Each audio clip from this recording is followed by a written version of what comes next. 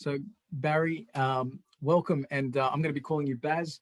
Baz has got a very broad background. He's worked in the corporate sector, the political sector, in the private sector, and he's got a lot of knowledge. And he's also the author of this incredible book called The Secrets of How We Are Being Manipulated and the Power to Fight Back by Barry Bardot.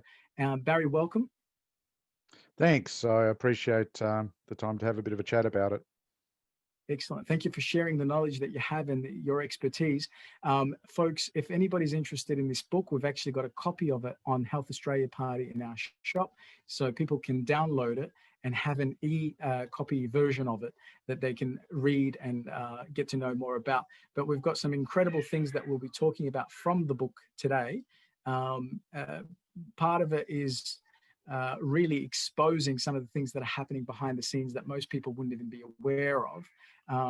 Why I find this interesting as a clinical hypnotherapist, I work with a lot of people from the mindset and the unconscious perspective.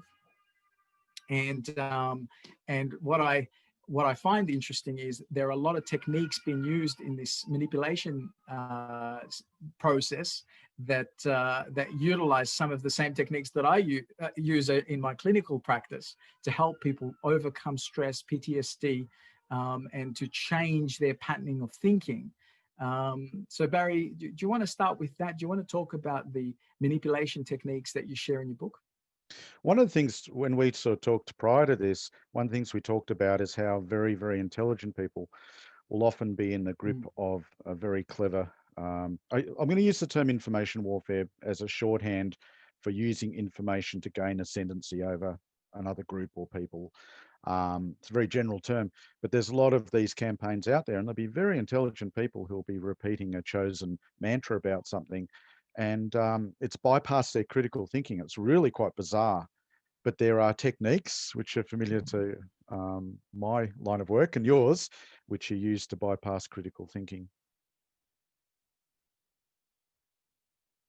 Yeah, definitely. Well, in my language, the critical aspect of our mind is the part that interferes with, for example, if you say you're repeating an affirmation or you're repeating some powerful words so that you can create a new habit or new practice, if you've got the critical faculty in the way, what happens? The critical faculty overrides. So for example, let's say my affirmation is I'm a multi-billionaire. The critical faculty turns around and goes, no, dummy, have you looked at your bank statement lately? And so there are times and places where the critical faculty is important, and there are times and places where you need to also silence or quieten those parts. So I'm using that for good in my practice to help people overcome alcohol addictions and other bad habits that are sabotaging their success. But it sounds like some people, potentially in corporate, sometimes in politics, in media, advertising, are using those techniques, but they're not using them for good. They're using them for manipulation. Is that right? Yeah, absolutely. And it's very, very similar. I mean, there is this idea of cognitive ease, which neuroscience has provided for us, where your brain actually, like your body, becomes quite lazy. And you can bypass critical thinking, which is a little bit harder, by repeating, as you say, some sort of a mantra. And there's all sorts of different mantras that we come across. And they basically have that effect of creating a new association that bypasses your ability to actually think about it in more depth. So it is similar to hypnotism. I mean, most marketing is a form of hypnotism, let's be honest. Well, and I'm finding that now, rather than being a clinical hypnotherapist, I'm quite often using the term unhypnotizing people. So I'm unhypnotizing them from some of the things that they're seeing in the media that's impacting them. Because a lot of people have been coming to see me because of the fear and the anxiety and the depression that they've developed just from watching the news or listening to broadcasts that are repetitive. And it affects their life. It affects their ability to function as normal human beings, as parents, as workers, as functioning members of our society. And that concerns me a lot because I want to see people thrive, not struggle to survive. So Barry, have you seen some of these things firsthand from your experience? Oh, yeah. Look, in my book, I talk about the history of propaganda and the history of these techniques. And I think we talked before about the ideas, basically three simple steps to control a population or control a demographic. The first thing is you amplify fear. Get people Mm. fearful, and that's a wonderful little bypass for critical thinking. Then you insert an in-out group dynamic, and vast majority of people want to be in the in group. And if you go back to the example of Germany in the 1930s, you do not want to be in the out group. And then you insert your chosen narrative, and you do that. I talk in the book about how Joseph Goebbels, the Nazi propagandist, developed a lot of these techniques, which he borrowed heavily from the corporate world. He went to corporate America to learn these techniques. But that final one is repetition. And you'll notice that constant repetition from authoritative sources from all over the place makes people believe a particular thing. Vast majority of people, that works really, really well. And as you point out, the current climate, you're hearing the same narrative from multiple platforms, from authoritative sources, and whether or not it's right or wrong, that will be taken on board by people. And just quickly on the subject of news, I think it's more accurate to call the news news entertainment, because like pro wrestling, there is a core of truth, but it's massively exaggerated and amplified. And the news, has that truism: if it bleeds, it leads. And they like to come up with stuff that is massively amplified, and really, um, that translates as a massive fear dynamic to the viewing public that, as you say, I think is very unhealthy. There's um, a spiritual gentleman that I love listening to, and he's from way ahead of our time. I think he was like operating back in the 50s and 60s, and he was onto it even back then, where he said people could be watching their TV and the news broadcasts that the season of the flu is coming out strong this year, and the pharmaceutical houses are stocking up on the flu vaccine or whatever it may be that they're getting ready, the shots, the flu shots, and people there and then listen to what that broadcast is coming through in their living room on their TV screen, and they develop a symptom or a few symptoms of what's being described. That the temperature is going to be this, or people's fever is going to go to that, and they get sick there and then in their living room just by hearing this on broadcasted on their TV screen. And I found that so fascinating that this guy in the 50s and 60s was talking about this, and it's so relevant today in 2020. Yeah, absolutely. And look, there's some very credible research into the psychological effects on health. And there was one bit of research I read where they got pro basketballers, and they had one group practice and the other group sort of visualize. And then there's another group just sort of doing something in between. But the guys who visualized actually did the best. And it's because they had this clear, perfect mental image of how they were already obviously fit. They're already skilled, but they had this very clear mental image.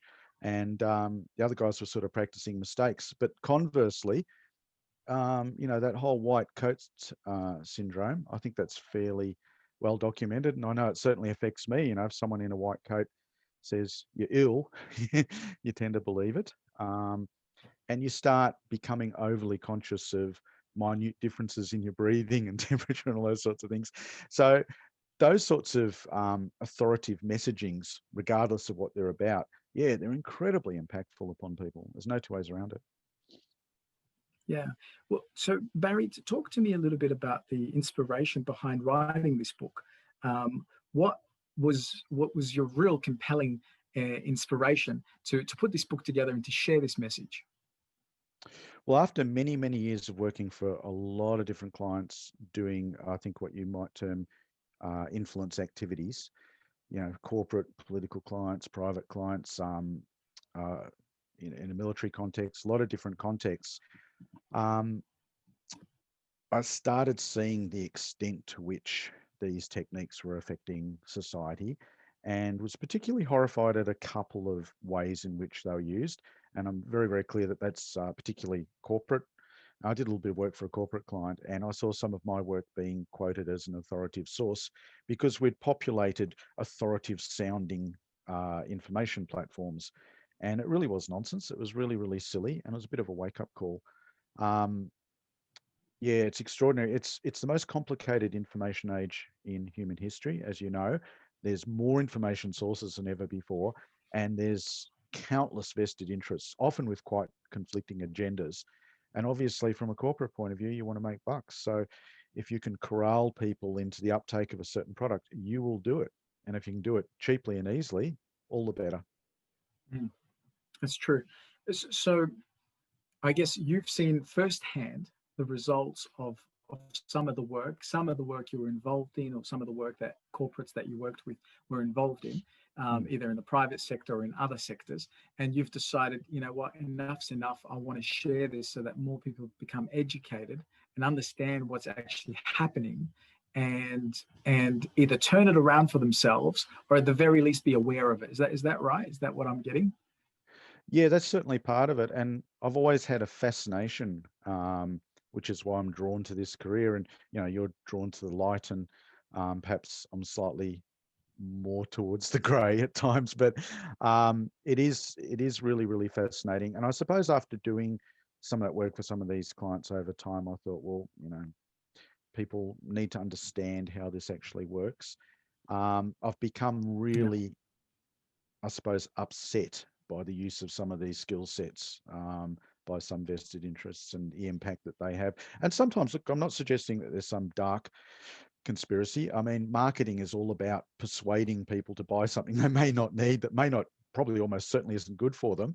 And I just think we need more consciousness around that. I mean, every day people are being, I suppose, manipulated into choices which aren't in their best interest, whether, something as simple as food. I mean, Australia's got a terrible, terrible problem with diet and food.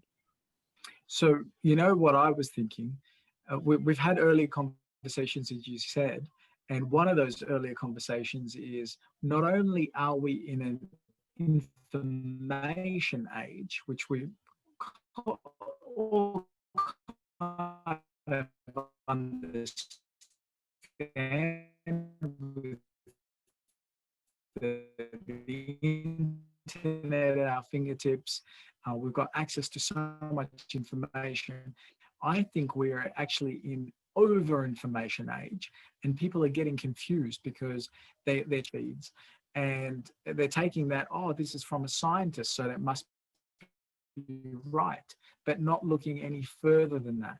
And what's frustrated me is, it's and to connect, they've lost that. And what I'm noticing is, and this has really annoyed me, that some of my more intelligent friends that have a very high IQ, and I know you touched on this a little bit earlier, so let's go into that a little bit deeper now. High IQ, and they're falling for this stuff more than the ones that have a lower IQ, that are potentially just feeling into it intuitively. So can you talk to that a little bit? Yeah, absolutely. The brilliance and success, I mean, that's a complicated issue, but um, I have previously looked at Dr. Richard Horton's comments about the scientific evidence base and the degree to which that's been co-opted. So the first thing is that corporate interests own a lot of research, let's be honest. They have interests in writing clinical guidelines.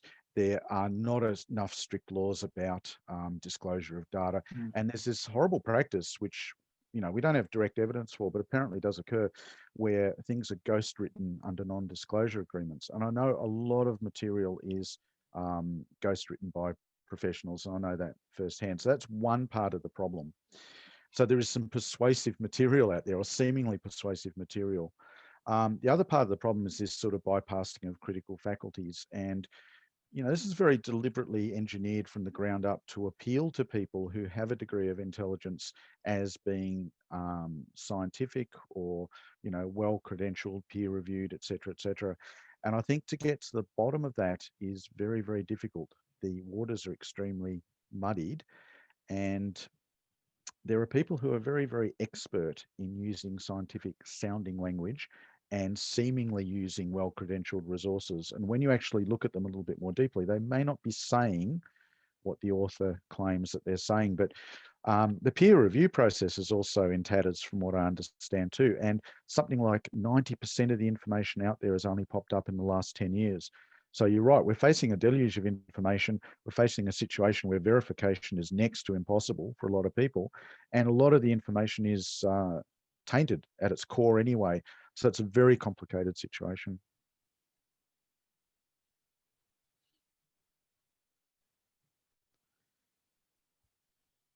And why do you think the more intelligent people, the people with the higher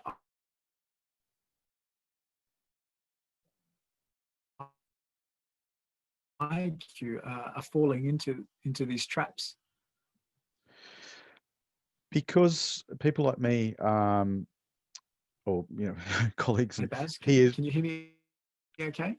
Um, Yeah. to be honest, Bess, you are breaking up a bit at the moment, but I got the gist of that last question. But these sorts of campaigns are very cleverly geared to different demographics. And I suppose it's like you often see the situation where a very intelligent woman will be dating some guy who's just horrendously bad for her. And intellectually, and I've got female friends who told me these sorts of horror stories. Um, but intellectually, she might, for example, be able to think through a lot of things very, very intelligently. But this is not about intelligence. And that's what tricks people who are very, very smart. It is circumventing your intelligent critical processes and hitting you at this very deep emotional level. And that is something that intelligent people, whether it's in relationships or this sort of stuff, often struggle with. And then, of course, there's different campaigns which are much more aimed at people who do simply take things at face value. So it's multifaceted. Mm.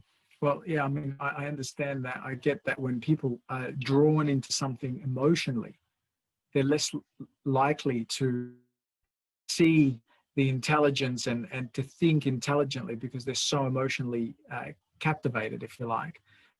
So, yeah, I guess that's a good point when you talk about. I'll attempt to answer that a little more fully. Um, I use the example in the history of propaganda in my book of 1930s in Germany. Now, I put it to any sensible person that Europe's arguably most progressive people didn't suddenly decide it was a good idea to follow a genocidal maniac to oblivion. No one thought, hey, let's do that. It happened incrementally, and people often say, oh, they were idiots, so easily manipulated. No, they weren't. German people are very, very, very, very intelligent. There was a certain set of circumstances that allowed those three steps that we've described before to be inserted. And you see things even very, very late in the war where people are completely bypassing the sort of critical faculties that you would expect. That's a very, very extreme example. So imagine it in a situation where there's a particular product. We hear from every single source that it's good, or it's associated with all this aspirational imagery. It bypasses your critical thinking, and we're all the victims of it. We all have that moment for sure. Absolutely.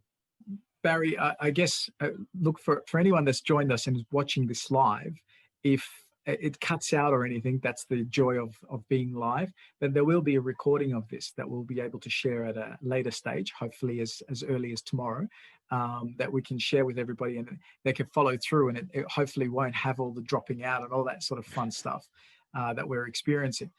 Um, Barry, one of the things that I find very interesting in reading through your book and sort of devouring it because I'm interested in this topic very much so.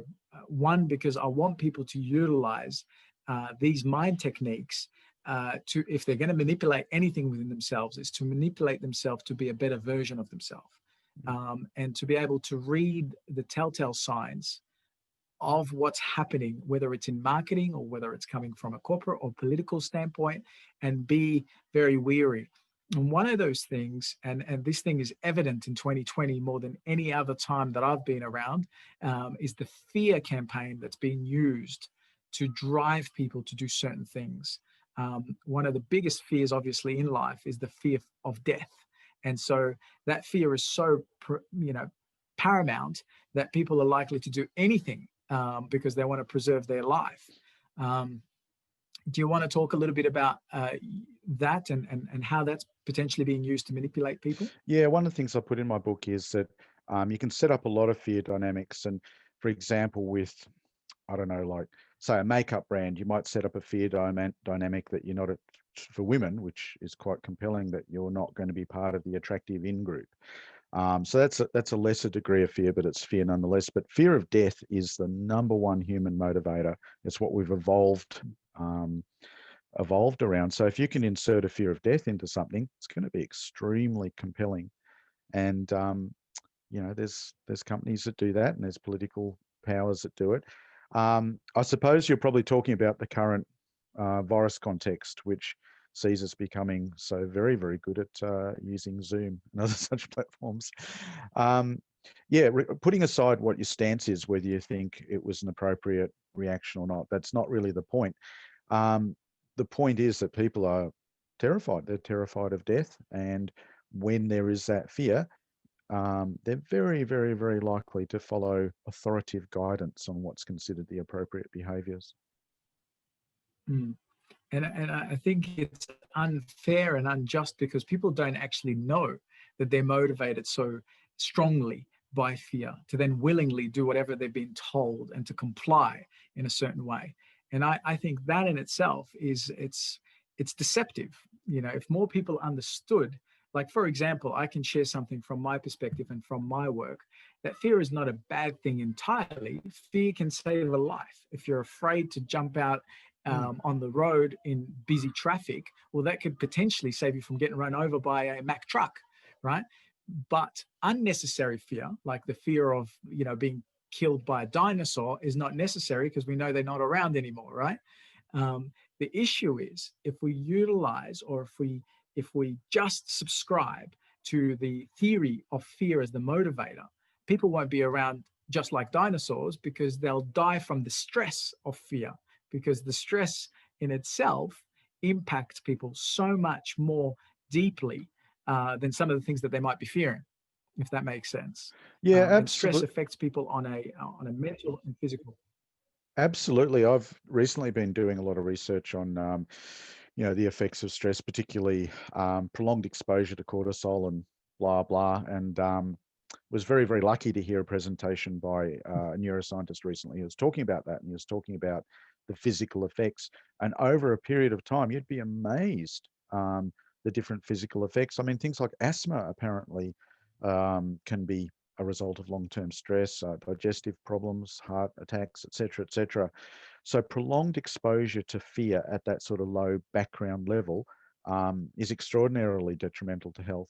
The problem is now that pretty much everything relies upon a fear dynamic. And, I don't watch the mainstream news every day because I would go out of my mind. And I really wonder at people who can absorb that level of stress, because invariably the key stories revolve around fear. And it's this vicious cycle because news outlets sort of feel that they need to do that now in order to keep ratings going.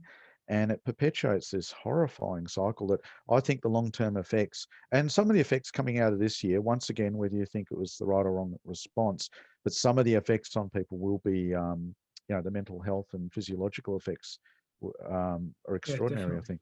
Yeah, yeah. Definitely. And it's another area that I'm very passionate about is obviously mental health, and suicide prevention is a big thing for me. And seeing what's happening today, it's kind of devastating for someone like me who's watching this unfold like a horror story. And I think people need to be aware. Obviously, we're aware now that sex sells in marketing, but how Yeah. many people are aware that fear is a strategy and it's Ye- being used? And Yeah, fear and sells as well. It sells news. yeah, I'll make a very quick point too that if you went back, say, a couple of hundred years, you'd probably look to religion as being your panacea for that kind of fear, because religion would say to you, hey, if you do the right thing, you actually don't have to die. You can live forever. Now, in an age which is more and more secular, I think people have still got that deep-seated insecurity.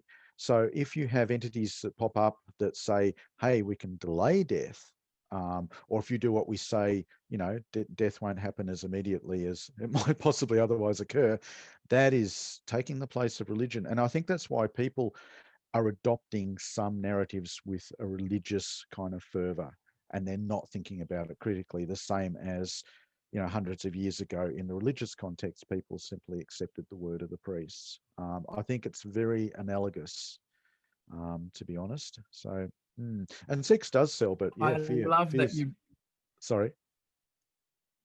Uh, Sorry, obviously there's a bit of a feedback kind of thing here, or a bit of a delay with this live transmission. But I love that you've gone into, or or opened up about the religion side of things, I've grown up very religious myself, and I found sometimes it promoted the fear of God in order to get people to do the right thing. It also gave, at the very least, let's say, a message of hope that if you do the right thing, that there is a light, if you know what I mean. And what I think is missing in society today is a lot of people are not subscribing to religion as much. So in one part, maybe they're not getting the fear and punishment aspect of religion, but they're missing out on the hope aspect of religion, which in today's society is very dangerous, because I know that message of hope has sometimes saved people's lives, especially people that are, tending towards suicide or something like this. So, what is your thoughts on that dynamic? Yeah, that's an interesting observation, and there is some pretty persuasive research that when you remove, um, what's the right word? I suppose that spiritual component, and when you remove that deep-seated sense of cultural context and place, guess what replaces it? Consumerism. And there's some very persuasive research into that. So the more you shift people towards atheism and secularity, obviously there's some people will have a very rationalistic response, and that's wonderful. But for a lot of people, it creates this deep-seated sense of insecurity, and they deal with it through consumerism. And I'll point you towards some research about that at some, later on. It gets a bit involved, but I think that's quite deliberate. Well, it makes a lot of sense from a neuroscience point of view and from my work's point of view, because one of the things that we long for is meaning and contribution. Mm. And we go back to our caveman thinking, and we also go back to hunter gatherer, and consumerism fulfills that void that we have as a hunter gatherer. So a lot of people go, I feel like there's a void in my life. We call it sometimes retail therapy, and they turn to consumerism. Yeah, absolutely. And that's a very good observation that it is an attribute of evolutionary psychology, because it references the process of going out and procuring and bringing back something of value to the tribe. And we see this sort of replicative fade around that process. And I saw this reality show on television the other day. I was walking past the TV, and it was all of these sort of really big buff guys, and they're doing outdoorsy stuff. And it was like a pantomime. It was like play acting at being men. It was really weird and strange. But that's the point we've arrived at. And if you are a corporate entity, if you can leverage off fear of death on the one hand, or if you can reference that very basic evolutionary psychology, you've got a product winner. And I often joke about going hunter gathering when I go down the supermarket, but it's true. It does tick those very primal boxes. Yeah, well, look, one day we've got to do a talk. It's going to be the Baz and Bass Show about um, the our our version of healthy male persona versus an unhealthy one that's being sort of shoved down people's throats by society. I think growing up for me as a little boy, there is no transition, there is no ritual to go from being a boy to being a man. And so I think a lot of people lose that. And what happens is you try and emulate other men. And what are we seeing? We're seeing men that are not healthy, whether it's chauvinistic, whether they're racist, whether they're sexist, or whether they suppress their emotions and tend to lash out in other ways. That's what we're seeing. And that's sometimes what we're faced with by society, unless you find good men, real men. And we've got to definitely do a series about this, because this one's a whole topic in its own, and it deserves that right. But I'd be interested to hear just some of your thoughts on that, seeing we've drifted into that. Yeah, that's a really interesting thing, and I certainly get concerned, I suppose, by the other pendulum swing too, where men are completely suppressing their male attributes for the sake of fitting into some sort of politically correct sort of construct, and in a way being quite feminized. I Mm. don't think women really appreciate that, and I think men feel very uncomfortable and very, very confused. And that reality show I referred to had these big, strong guys with beards. That obviously worked out and all that, and they got all these toys and they're out in the bush and they're just doing this stupid stuff that sort of references masculinity, but is like play acting. And I think from an evolutionary psychology point of view, yeah, we're pretty lost. They had was it November recently, and some of the statistics around that, like a man dies what every minute from suicide. We live 6 years plus less than women, and I think that goes back to that ambient stress thing we're talking about too. That long term, the effects on the body, if you're living in a stressful, inauthentic way, are very, very, very damaging. So yeah, that'd be a great. Mm. We should do a chit chat on that. That'd be a really interesting topic. Definitely, because there are extremes of it, as you're saying. There's the ones that suppress their emotions and feelings, and later on, you basically explode or go down the path of suicide.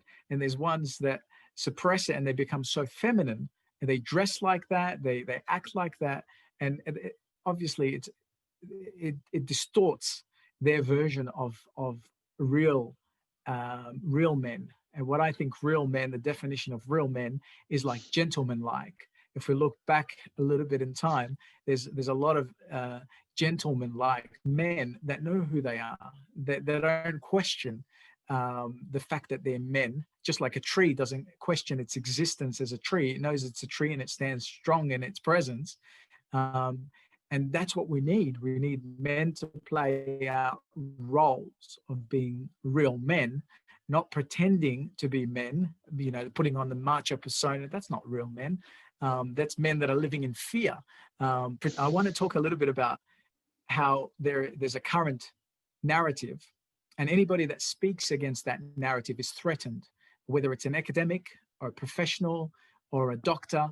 If they speak about anything that opposes the current narrative that's been played out, uh, basically their livelihood's threatened.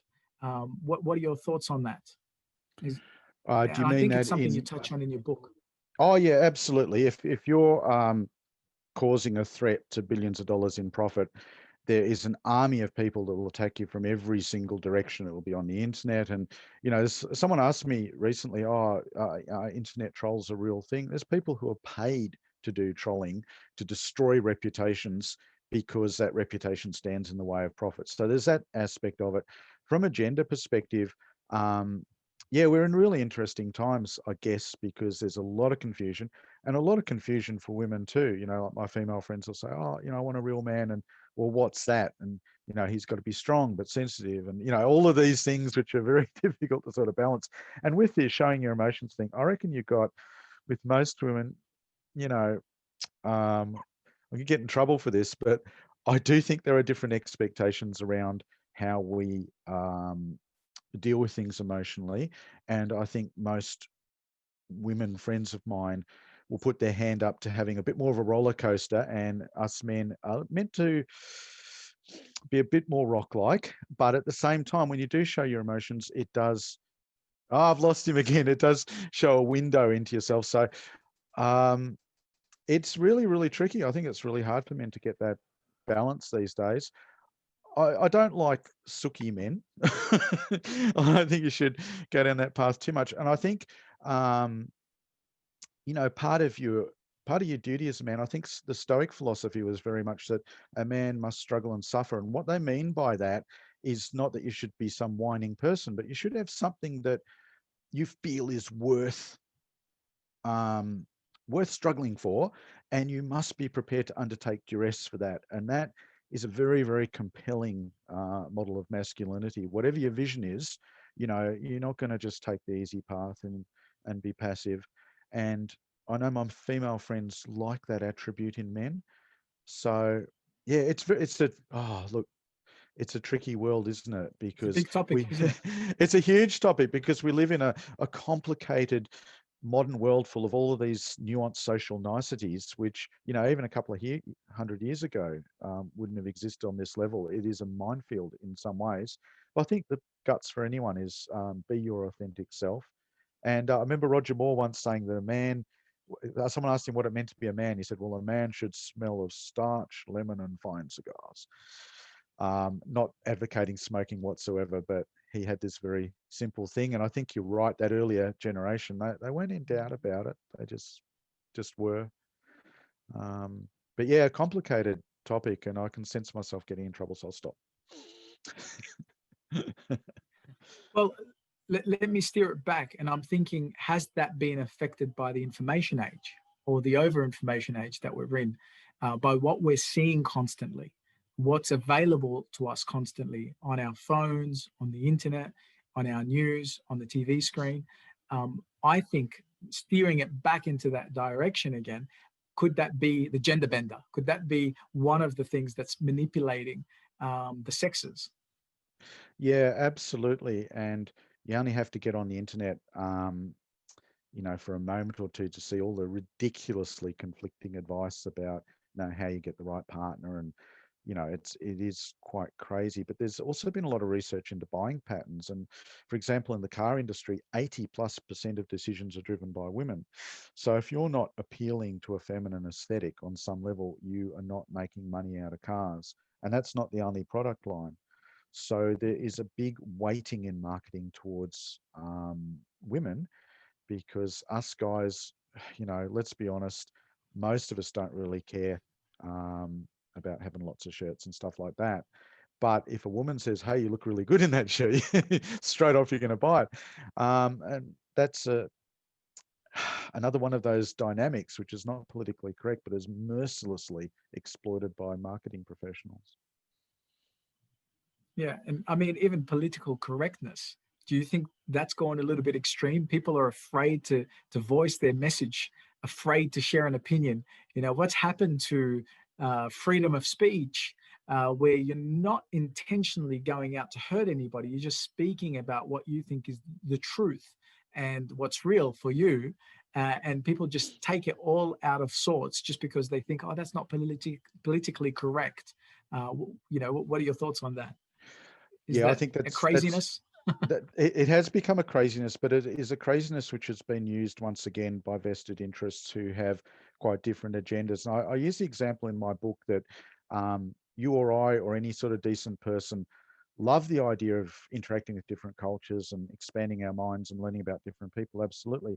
More cynical people in the corporate world um, have used diversity in a variety of different ways to either distract attention from their less savory practices, or to create Mm. new consumer bases harvested from developing nations and outsourcing to other countries, and a far more cynical leveraging of that concept. um, I've lost my point. What are we talking about?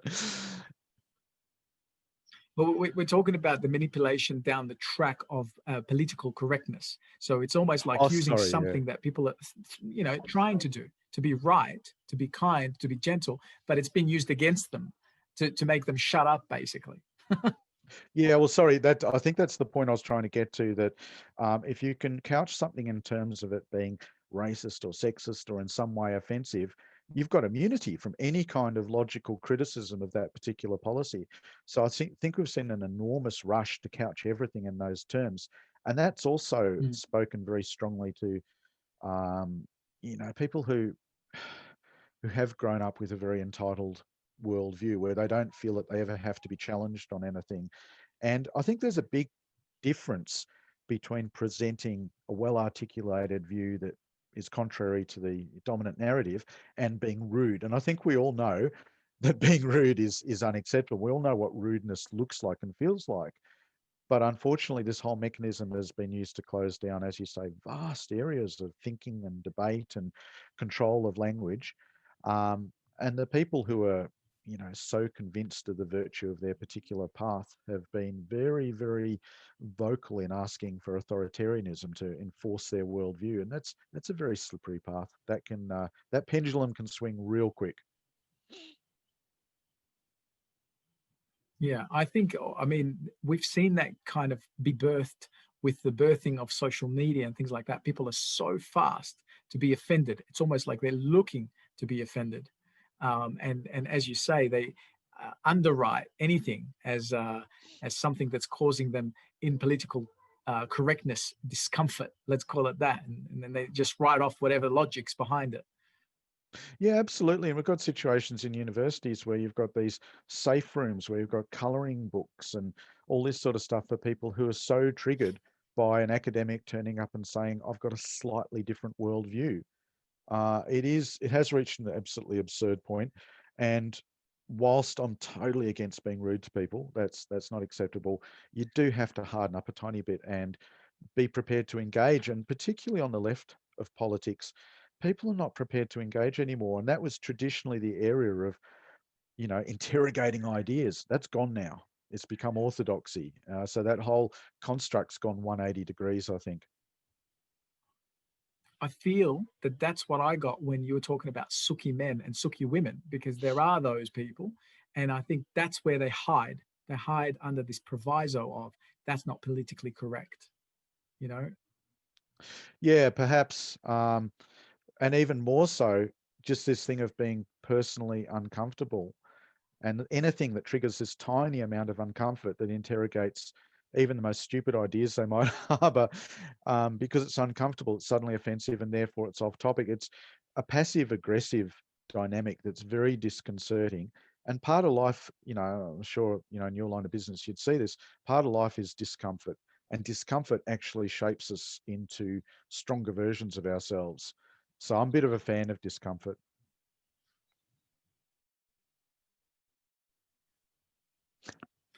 Well, totally. If we look at any growth with some level of discomfort, stepping out of your comfort zone, because nothing grows in the comfort zone. So even watching my children grow up, they've got teething pains, they've got growth pains as they grow taller, muscle pains and aches. So you want to realize that that is part of nature. It's part of life for us to go through what you called earlier, a bit of suffering or a bit of discomfort. I call it growth pains. And one of the terms I'm educating my children with, and even between me and my wife, is the terms of challenge and support. We challenge and support each other. If I over support, I spoil them. If I over challenge, I become an a-hole. So the idea is to find that balance between challenge and support. And I think that's what society needs to start to understand and program within themselves, that they are okay. They're going to be fine. They're going to live through and be okay with the practice of both challenge and support. And the more they can harmonize and balance that, that's the true meaning, I think, of growth and love. Yeah, absolutely. And I think the pendulum swing, like if you go back, when I think about the beginning of my working career, um, and a stint I had with a certain organization, it was brutal. It was insane. And the pendulum's now swung a lot in the other direction. I think that was much needed. I mean, we used to lose back in the 90s, Nat, we used to lose people on building sites, Nat, all the time. It wasn't guaranteed you'd go home from a normal day's work because people had this uncaring sort of attitude to basic safety, and there's this gung-ho sort of macho attitude to things. So the pendulum has gone the other way, but it does need to be balanced, and you do need to offer people support. I suppose it's analogous to going to the gym. I mean, if you want to get results, you're going to undergo a bit of pain, but it's in a controlled way. And I think this expectation that there'll never be duress and everything will just be, feathery and soft. What a boring life anyway. I mean, come on. Yeah. Well, I guess for some, that's where we've gone, with developing a remote control so you don't have to get up from the couch to change the channel, developing a microwave so you don't have to actually put something on the stove and wait for it to heat up. So people are getting used to this fast pace. I want it now rather than I want to wait for it or I want to work for it. And I think that's what's forming these kind of behaviors. And that's the challenge. I think the challenge is to look at the system and figure out what are the ways we can improve that. What are the ways we can change behavior? I've lived that experience from adaptation through, for example, immigration, to adaptation to language, to adaptation in the corporate world with change management. And it's always been about stepping out of the comfort zone and being able to look for processes of improvement, even if they're minor ones. So I live by that in my life, and entering into human transformation and human behavior. I love this work, and that's why I love your book. And when one of the parts in your book, you're talking about Goebbels' approach. English is my third language, so I might not be pronouncing that right. Yeah, you'd probably pronounce it Goebbels. Third language, that's impressive. Goebbels. Yeah. Thanks. Yeah, he was a very, very clever guy. Right. So his approach to propaganda, is that some of the stuff that we're seeing in 2020, or is it something that's ancient that we would have only seen before World War One? Well, to put it in its historical context, we're talking about the 1930s, post World War One in Germany, and he borrowed Sure. heavily from corporate models. But I think there's a real trap now that people go, oh, look at all those terrible things that happened back then, couldn't possibly happen now. We're far too smart. We won't be tricked like that ever again. I would argue that we are seeing that he wrote the rule book on this stuff, and whether corporate marketers are consciously aware of it or not, they follow those rules, to varying degrees. They work. Um, and I think that we live in a society which is more manipulated than even that context. And I think I could create a good argument for that. Sure. Well, I mean, back then it would have been hard because it wasn't the information age. People didn't really realize what was going on. They just thought people were perhaps being transported on trains and taken to a different location. And it's only in hindsight that we look at that. And I think what's happening now, just from my own perspective and my own observations, is it's a lot more covert rather than overt plan of attack. I'll just jump in Would you very agree with quickly that? so that we don't unduly upset any Steer off. any Jewish viewers. I think what happened in the 30s in Germany. A lot of people were very, very conscious of what was going on, but because of this whole mechanism that we've described, their humanity and their critical faculties were to some extent bypassed, and they were hystericized by fear.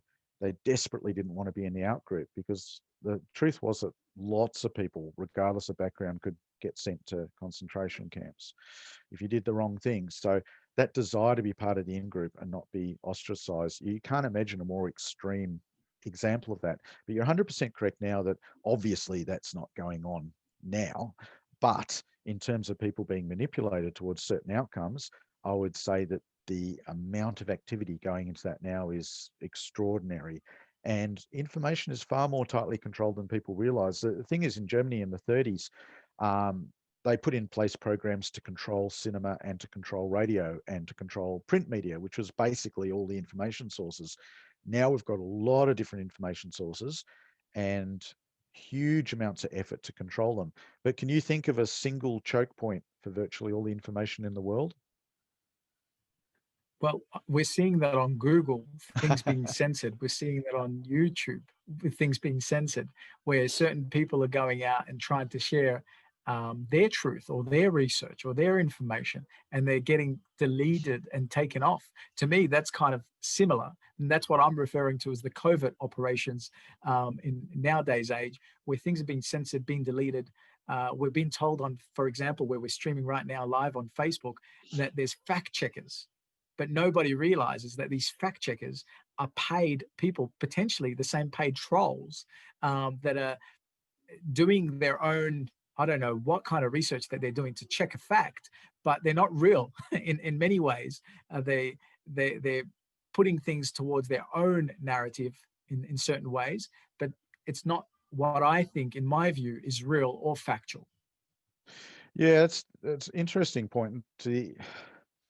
The verification thing is a big challenge of our times, and I put it to you that I don't think there's anybody from any perspective who can present something that is 100% factual. There is so much disinformation out there. Little things creep in, and even if it's like you've got a year wrong in a reference or something like that.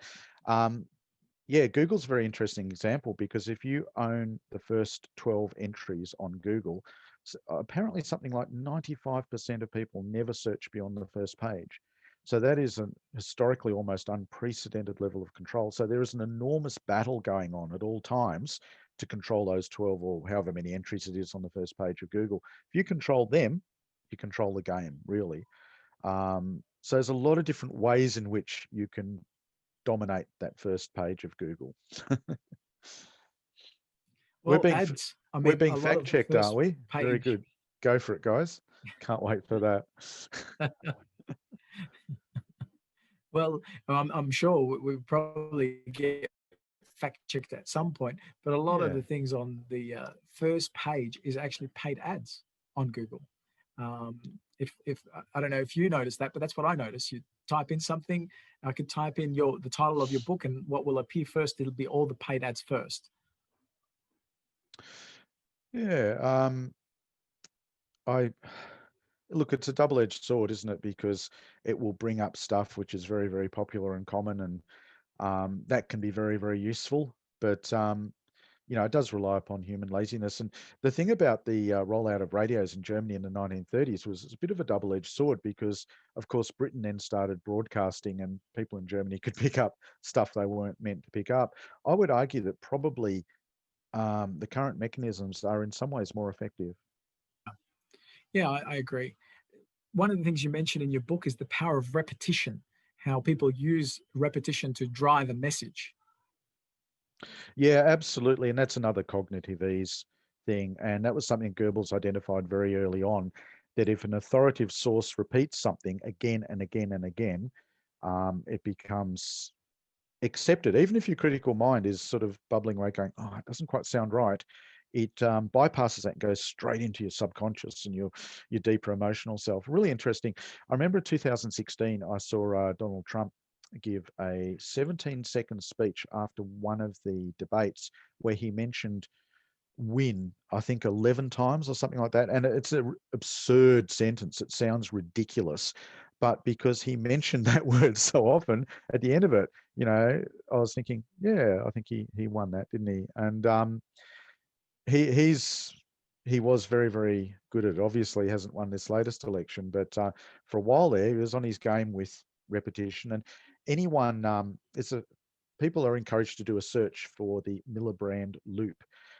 Ed Miliband, leader of the Labor Party, tried to get a key message across and just repeated the same answer to multiple questions again and again. But unfortunately for him, they played the entire tape and put it on the internet, which made him look ridiculous. But yeah, it's a time-honored technique. Repetition trumps everything. Right. And in your book, you talk about a strategy to combat the misinformation or to fight back. What are your, uh, I guess, key advice for the viewers of this video today? I think humility. I think you have to be prepared to accept you may be wrong, because you get the mainstream narrative, which contains factual errors and propaganda, and then you get people who believe that they're on the contrary position, and they'll believe plausible disinformation. Now, people who are very good at influence activities will put plausible disinformation in the mix to create associations that discredit opponents. Like if you want to wreck someone's reputation, you associate them with something absurd and it starts to degrade their reputation. So you have to look at everything and fact check it. And by fact check, I mean go back to the original sources. Don't just read the article that quotes a study, because often, they might say, oh, a team at Harvard has shown blah, blah, blah. Well, what team? The basketball team? Go back, check the original source and check that the original source says what you think it's saying, bearing in mind that even academic papers have been massively affected by the corporatization of research. I'm not pretending it's easy. It's really, really complicated stuff, and you have to keep an open mind and be prepared to change your view and be prepared to be wrong. Well, I think that's that level of discernment that I touched on earlier, because people are going, "Oh, this is scientific research," but they're not looking at how far does this scientific research go back to, and who backed it, who funded it, who backed it and funded it could have a big impact, because that could also be driving people to look at things from a certain way to illustrate a certain point. To me, science needs to be counted. It needs to have peer review, and the point of that peer review is to then not fact check it, but to present both sides of the science, if you like. And a lot of that is missing these days. Do you agree?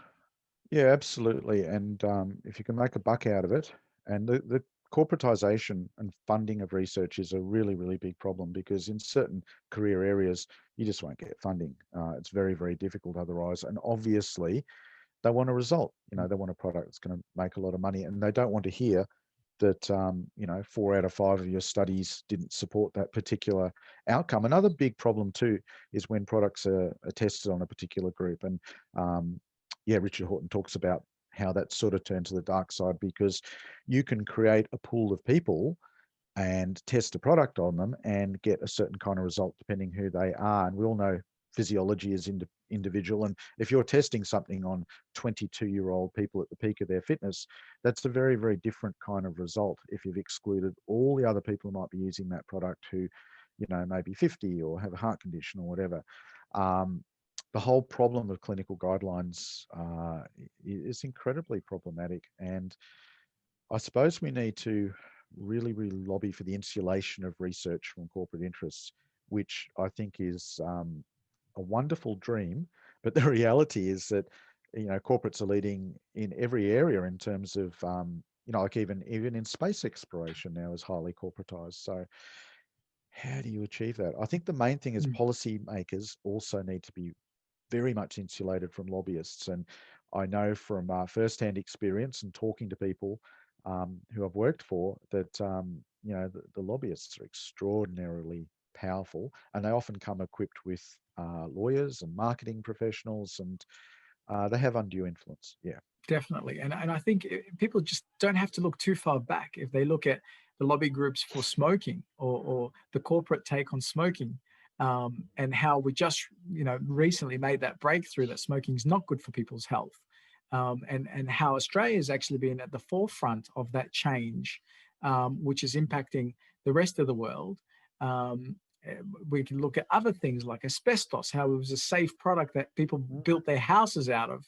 And then we realize, hang on a minute, it could actually be quite dangerous to people's health. What I'm thinking of with that discernment is being on the front of these things, not waiting 50, 60 years of it affecting people's health and causing cancers and deaths and all sorts of things. And then we go, oh, hang on, let's look at that. Let's review that. Why can't we do that on the front end rather than the back end is really one of my driving forces in life. Yeah, that would be an ideal. If you look at the smoking narrative, I mean, you look at the ads from back in the day, they'd have a guy in a white coat, he'd be smoking a cigarette and he'd be saying, has an effect of clearing your throat. When they started to make the correlations between lung cancer and smoking, the argument from the industry was that correlative studies are never definitive. What does that remind you of? And it's true, they're not. There could be aliens projecting an invisible beam onto people because they don't like smoking. That is remotely possible, but we accept now that there's a big enough correlation. Problem with that is it takes a very, very long time, a lot of pressure on the industry. And as you say, it's taken decades and decades. And there's certain things now where we're just starting to see the tip of it. It's like, give it another 2-3 decades. If we can apply enough pressure, we'll have a very, very different view. And that erring on the side of caution doesn't occur when you've got billions of dollars at stake. Yeah. And I mean, look, having said all that too, Baz, I see that there has been a huge shift, and I think you touched on it as well, that we've both seen when we're in the corporate world, towards more social responsibility, environmental consideration, taking care of staff and creating a balanced lifestyle. So there are positives that are happening. What I'd love to see more is that these positives are rolling out a lot more towards the harmony and the well-being of humanity, and that huge consideration of the environment, the planet, and people. And I just wish more people have that social responsibility and that way of thinking of, I'm not in this to make a buck. I'm in this to see the longevity and the benefits that it's going to have for people, community, society, and so on. Is there anything you want to leave us with in terms of sort of a passing note or an ending note? Because we're sort of coming to the end of the hour for our session, especially something about a link where people can access your book so they can download it. And we'll be certainly having more of these dialogues, Baz, because I've really enjoyed this thoroughly. Yeah, I look forward to that. We'll have to do the talk on what it means to be a man, because I've got no idea, to be quite honest. You tell me. But in terms of, it is a big topic, and yeah, look, it is an absolutely huge topic. But in terms of undue influence upon decision making, it's at a critical point, absolutely. And I think there are some, some great corporate entities out there. I can think of a couple of companies that have got a fantastic culture and a really good imperative, and they're trying to achieve good things. And I don't think that's incompatible, but there are also corporations which are addicted to vast profits, and they'll reference some of these things in order to sort of get along in the corporate world. But there needs to be much more accountability, and that's something we all need to lobby for. And we can, as consumers, we can also push that a bit. I think the other thing that's really important is to see governance have accountability, because we've seen in corporate people taking accountability and being charged. Let's say a CEO, if they're seen as negligent, they could be personally charged. But we need to see that in governance. We need to see political leaders be held accountable for their decisions if they impact their country or their city or their state. What are your thoughts on that as a sort of a final touch? Well, speaking as a private individual in Victoria, wouldn't that be nice? Yeah, absolutely. I'm very disconcerted by the mechanisms of accountability when you get right to the top of political food chains. I think there's really good mechanisms, in the public service and the ADF and all of those other organisations. But when you get to the elected officials, and I'm not denigrating them as a whole, because there's some, their hearts are in the right place and they're doing the best job they can. Just very quickly, I think there's almost a childlike assumption in the wider electorates these days that every politician will do everything that you expect them to do and be totally pleasing. They won't be. They'll have to make decisions you don't agree with. But as long as they're basically ethical, we can live with that. In situations where they deviate from that, I'm not convinced that we have strong enough mechanisms in Western nations in general. There's all sorts of people, don't have to talk about Australia, but there's all sorts of people who've done abominable things, and they seem to be able to just walk away from it. It's a puzzling state of affairs and something we need to change. One asks the question, where's the federal ICAC? What's their role in this? um, yeah, I'll have to abstain from that commentary, but certainly I can think of a couple of international politicians where I'm just absolutely stunned that they're not on war crimes charges, to be honest. But yeah, absolutely. I think we'd all like to. Yeah, I think Australia is Australia's very complacent. We think that politics is a joke. Generally, it's not. It's serious stuff. And we need to have the expectation that our leaders will make mistakes. They won't be perfect. They won't be pleasing to us all the time, but they've got to stay left and right of arc of, basic ethical behavior. And there has been some examples, in fairness, fairly recently, in recent times, where, some politicians have been held to task, but there needs to be better mechanisms, perhaps. Yeah. I'll share my hard and fast rule on that key word that you use, leaders. In leadership, I use this for both leadership and for men. It's being of integrity and being humble enough, which you used earlier, you mentioned humility, to admit when they've got something wrong, because that's a key and powerful tool as a leader, to be honest enough, to be integral enough to come out and go, look, I've made a mistake. We had to make a decision. We utilized this information. That was what we had on hand at that time. And I may have gotten this wrong, or we may have gotten this wrong as a group. And at least coming out and sharing that, I think transparency, integrity, honesty, and accountability is really important, both as a man and as a leader. Yeah, just to finish that point, I did have a conversation with a federal senator a few years ago, and yeah, he was exactly like that. He said, he admitted where things hadn't gone perfectly, and had that humility and that desire to improve and be better and all that. And I was extremely impressed by that individual. So, this cynicism about politics in general, I think is misplaced, but at the same time, we are probably as a nation not proactive enough in engaging and demanding those sorts of attributes in all circumstances. We just, again, because this is something that is near and dear to me, and I just had this conversation with someone, that we as a society allow bad behavior. We allow it because we're complacent. Some men are more passionate about their football team than they are about the people running the country. And that to me is devastating, because everything that's going on, whether it's right or wrong, is a manifestation of what we allow as a collective. And I personally wouldn't allow that in my household, let alone in my governance. Yeah, just to finish that point, I guess, by being complacent, by regarding politics as just a bit of a joke, and they'll always. A lot of people have that attitude that they're all as bad as each other, so it doesn't matter, and they opt out of the political process. First thing you're not doing is you're not allowing the good people to get the support that they need, and secondly, you're basically condoning that kind of behaviour. I think one of the former leaders of the ADF said something along the lines of, the behaviour you walk past is the behaviour you accept. And I think that's a really, really good motto for life in general. Don't accept it. And we are down the bottom of the food chain, normal people, but collectively we can make a difference, and we can motivate other people, and we can stand up for our values for sure. Definitely integral. And so, Baz, on that note, thank you so much for your time. I really appreciate you, and I look forward to our next conversation. Yeah, likewise, mate. We'll have to do it again soon. It's been a pleasure. Thanks, Baz. See ya.